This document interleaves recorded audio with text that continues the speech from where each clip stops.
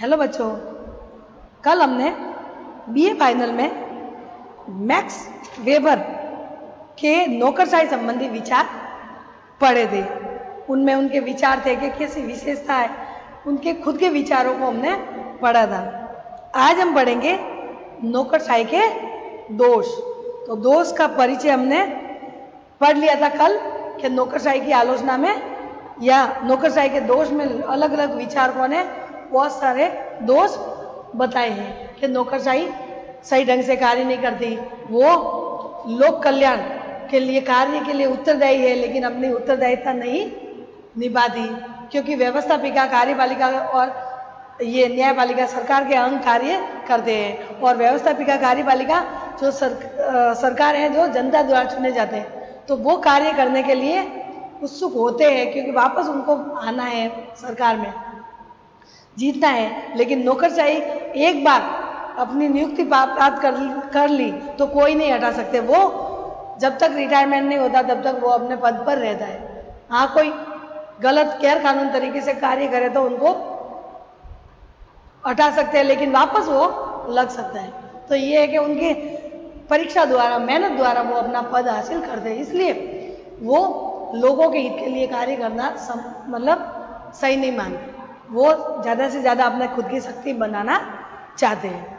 तो इसमें नौकरशाही के दोष में पहला पॉइंट,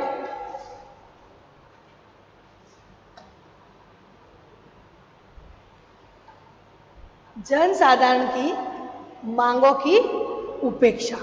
यानी नौकरशाही के पहले दोष में बताया गया है कि जनसाधारण जो जनता है उनकी मांगों की उपेक्षा की जाती है। नौकरशाही ये मानकर चलती है कि वह लोकहित की संरक्षक है और उसी के द्वारा जनहित की सही व्याख्या की जा सकती है।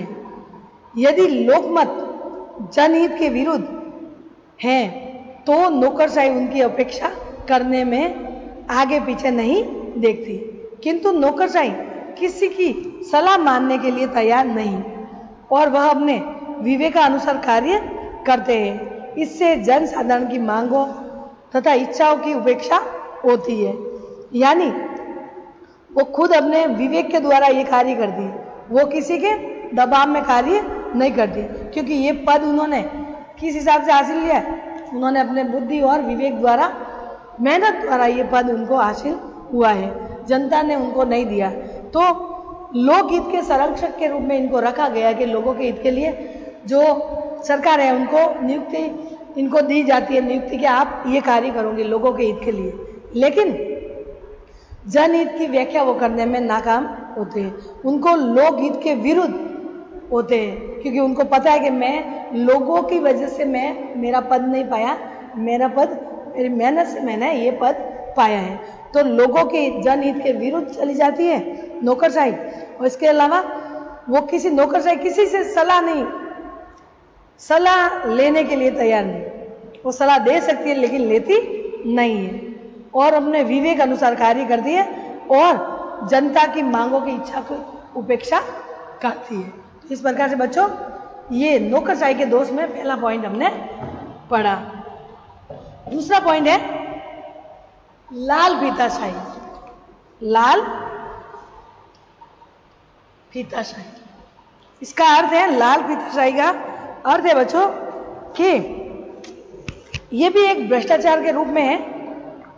जैसे कि फाइलों में पहले फाइलें होती थी, वो लाल कपड़े में बांधी हुई होती थी, तो जो बाबू, कोई भी बाबू वगैरह वहाँ के ऑफिस में जो कार्य करते तो वो फाइलें जनता की होती थी। जनता उस फाइलों को नीचे सबसे ऊपर है और सबसे नीचे है, तो उसके बदले में फाइल को ऊपर लाने के लिए रिश्वत देती है, तो वो फाइलें जो कर्मचारी है वो ऊपर ले आता है और उनका काम जल्दी हो जाता है।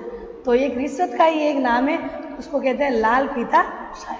तो नौकरशाही में ये बात बहुत ही बढ़ गई है कि वो रिश्वत से ही कार्य करते हैं।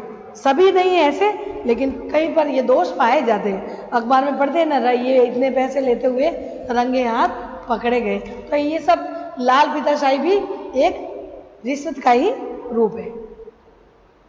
नौकरशाही का एक दोष ये बताया जाता है कि इसके कार्यों में पर्याप्त विलंब होता है, यानी वो देरी से कार्य करते हैं। उनको पता है कि हमें हटाएगी नहीं, बस हम लग गए, अब काम करना है, उम्र भर करना ही है, तो वो हमेशा कार्य वो देरी करते हैं हमेशा कार्य में। नौकरशाही के कार्य नियम प्रकृति के होते हैं।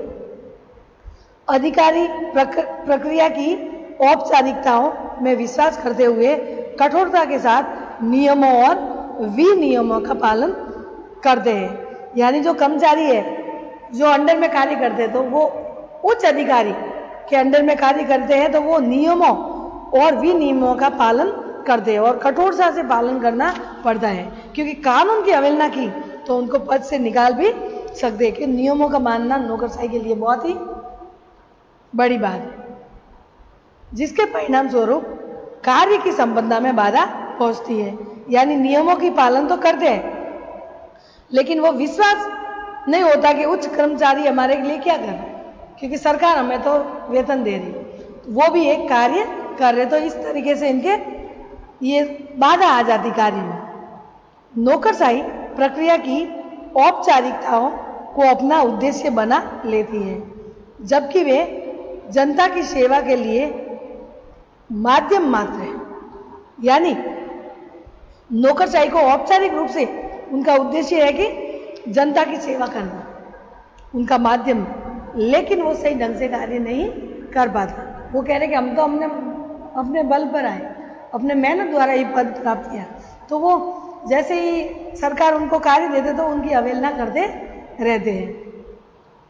वाल्टन बेजोट ने इस दोष के बारे में लिखते हुए कहा है कि ये एक अनिवार्य दोष है कि नौकरशाही अधिकारी परिणामों की उपेक्षा या अपेक्षा नियमित कार्यविधि की अधिक परवाह करते हैं। यानी एक दोष और भी है, इन्होंने कहा बेजोट ने, कि नौकरशाही अपने अधिकारी परिणाम की अपेक्षा नियमित कार्रवाई की अधिक परवाह करते हैं। यानी जो अधिकारी उनको कार्य सौंपते हैं तो वो करने में उनको वो परवाह नहीं करते, क्योंकि उनको पता है कि हमें कार्य क्या करना है। तो ऐसे भी हो सकता है। बर्ग ने भी नौकरशाही अधिकारियों पर व्यंग करते हुए कहा है कि वे कार्यों की विषय वस्तु अथवा सार को कार्य के स्वरूप की अपेक्षा अधिक महत्वपूर्ण नहीं मानते। यानी बर्ग ने भी कहा है कि ये नौकरशाही अधिकारी ऐसे है जो कार्य विषय वस्तु अथवा सार के कार्य के स्वरूप की अपेक्षा करती है। जो विषय वस्तु है उनके कार्य की हमेशा वो उपेक्षा करते हैं और उनको वो महत्वपूर्ण नहीं मानते कि जो कार्य करने वो महत्वपूर्ण नहीं, आज नहीं तो कल कर देंगे, हमेशा देरी करते रहते हैं।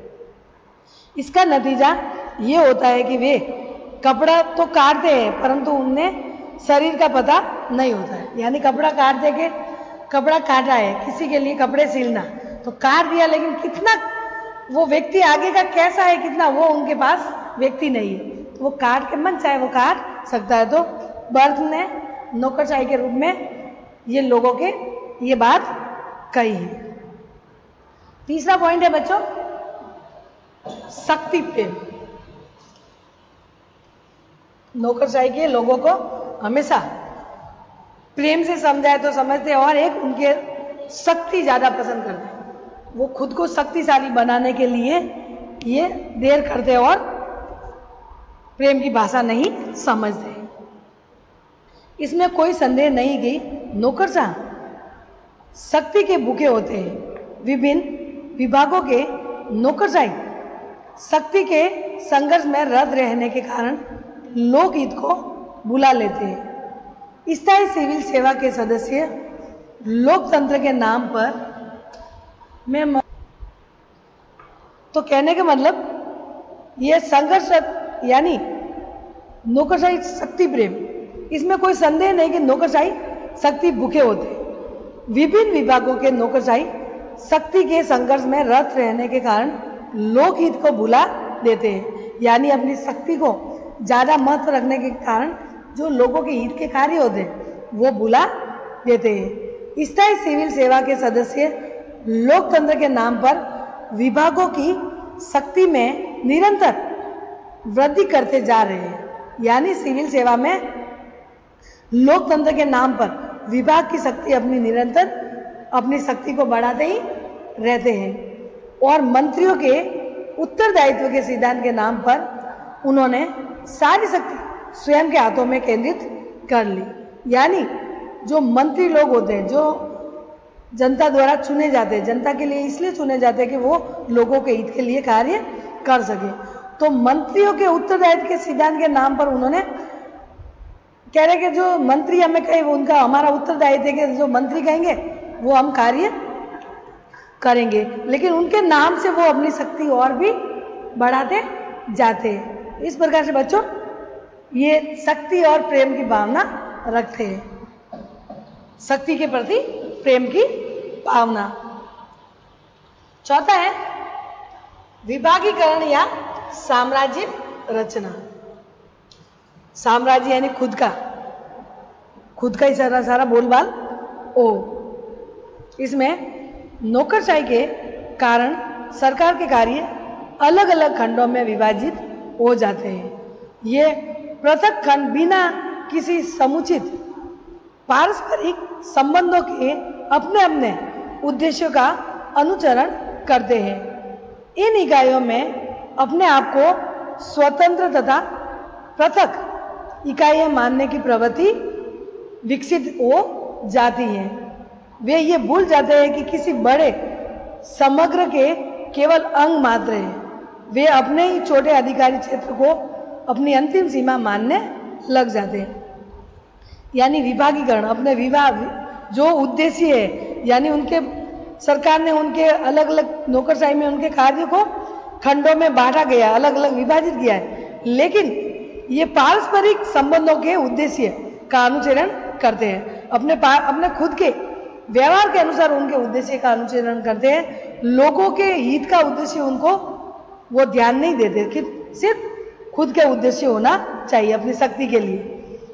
और इनके इकाइयों का स्वतंत्र तथा अलग इकाइयां मानने की प्रवृत्ति विकसित हो जाती है।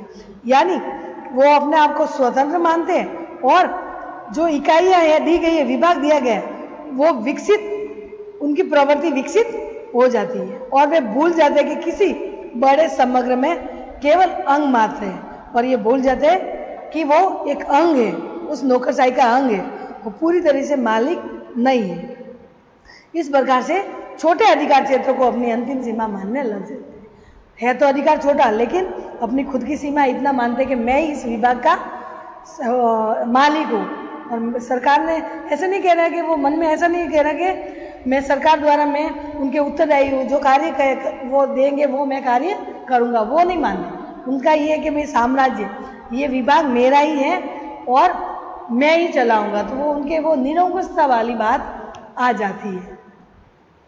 पांचवा पॉइंट है बच्चों, नौकरशाही की प्रवृत्ति अन-उदारवादी होती है। नौकरशाही की प्रवृत्ति अन-उदारवादी, उदारवादी नहीं होती। वो नौकरशाही जो है, नौकरशाही की प्रवृत्ति रूढ़िवादी होती है और वे यथा स्थितिवाद के समर्थक होते हैं। जैसी स्थिति पहले थी 10 साल पहले, 20 साल पहले, वैसी वो चाहते कि वो वैसी स्थिति चलती रहती है, उनका ही समर्थन करते हैं।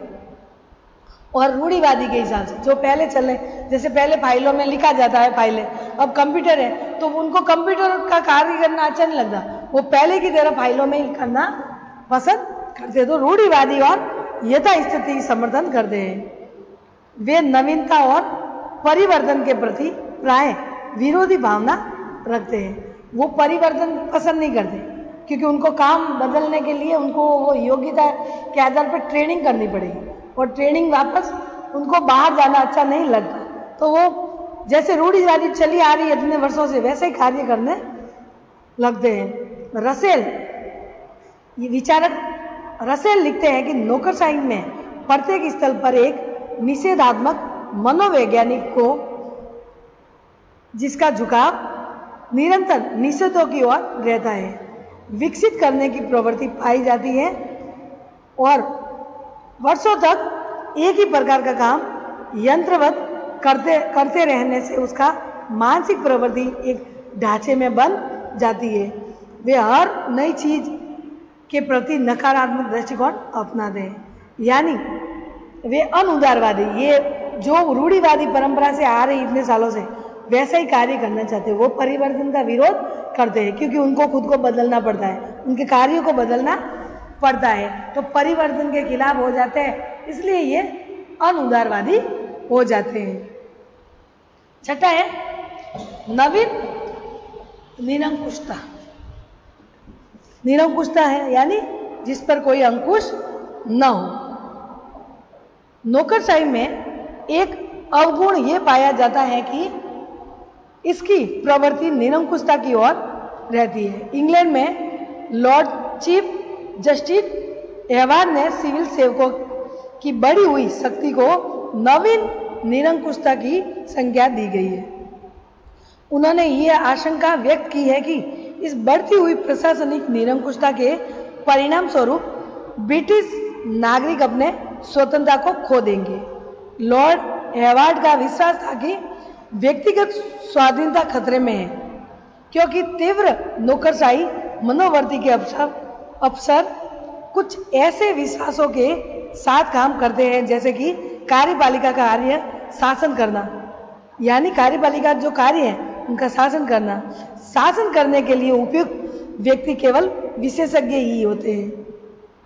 सरकारी कार्य के विशेषज्ञ स्थायी पदाधिकारी होते हैं। इसलिए बच्चों ये निरंकुश होने की संभावना है, यानी वो अपने उन पर अंकुश कोई नहीं रहता क्योंकि वो सरकार के सारे विशेषज्ञ है। सरकार के जो सरकार तो है कि लोगों द्वारा चुने जाते हैं, वो अनपढ़ हो कैसा भी हो सकता है, पढ़ा लिखा भी हो सकता है नेता, लेकिन जो नौकरशाही है, नौकरी करते हैं वो विशेषज्ञ होते और वो स्थायी होते हैं। नेता तो 5 साल के बाद हट जाते हैं, लेकिन जब अच्छा कार्य नहीं कर सकते हैं कोई भी नेता तो फिर बाद में प्रधानमंत्री तो हटा दे, जनता उनको हटा सकती है। तो ये इसलिए नहीं डरते, ये निरंकुश हो जाते कि उनका स्थायी विशेषज्ञ भी है और ये स्थायी पद है, उनको कोई हटा नहीं सकता।